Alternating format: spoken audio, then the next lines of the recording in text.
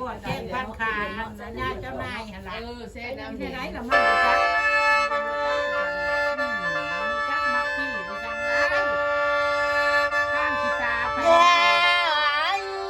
งานนี้บ่ละหาไว้ว่าบ่ค่อยมีแย่แม่จริงแท้บ่ให้นอนก็นอนนั่นล่ะขั้นสามที่จังสีเสือขั้นสามเธอจังเสียวเลยล่ะ อะไรพวกทางล่างนี้ได้ แย่คนคนนี้เรื่องบ่มีเจ้าย่าเลยล่ะแล้วว่ามาแจ้ซื้อเรื่องบ่คือโอ้ยอาใส่เจ้าอย่าตัวเรือตัวกาเดินหาแต่ก่อนคนไม่เป็นแพ้มีว่าคันเจ้ากาท่องคนร้องเจ้ากาไงแพ้มีแต่ซุ่มเจ้าเด้อต่อยน้องนั่นบ่ได้เกมบ่อ้าวแม่จริงแท้บ่นอนกะนอนนี่ล่ะแพ้ไปเลี้ยงท่านว่าก็ทอนก่อนนั่งโอ้ยสาก่อนโอ้ยไปเลี้ยงมาก่อนอย่าไปนอนแล้วรบอีกแพ้ไปเลี้ยงให้พ้นหุงคือข้ารับการเด้อหาเจ้าบ้านก็พวงดอกให้ใส่เงาโอ้ยอย่าเพื่อเก่า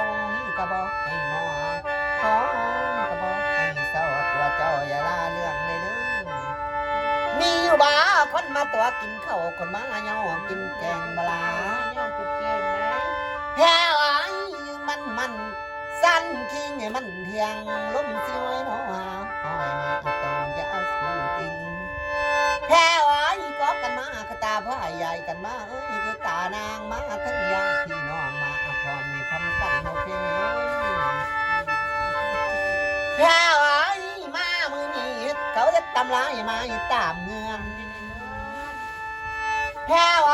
ยังมาเข้าลูกสิหายพามาลูกสิแต่งเอาเป็นแพ้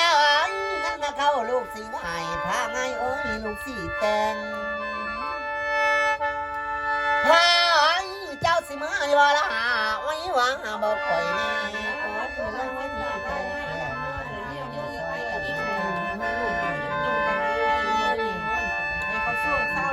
เพิ่นก็ซักเสื้อสายไล่โล่งพอละมาเสื้อสุนจ้ามากินนิดกินเดงพอละ9 หีบ 9 ปิ้งเลือดย่อยคางยางย่อยเกมข้างัวขายควายลงไทยเป็นในห้อยพ่อของพ่อแม่จะไปอีกแล้วก็เป้าเขาเด็กน้อยให้มิจัดคนหนึ่งฮะนี่กระทาอีกมาเบิ้ลกุ๊กเงาหันจะเห็นยังไงเป็นน้ำมาละเพื่อนเพิ่นกาเห็นแล้วเพื่อนเพิ่นก็ยืนอยู่ภาคทางก็จับใส่กันแล้วแหละ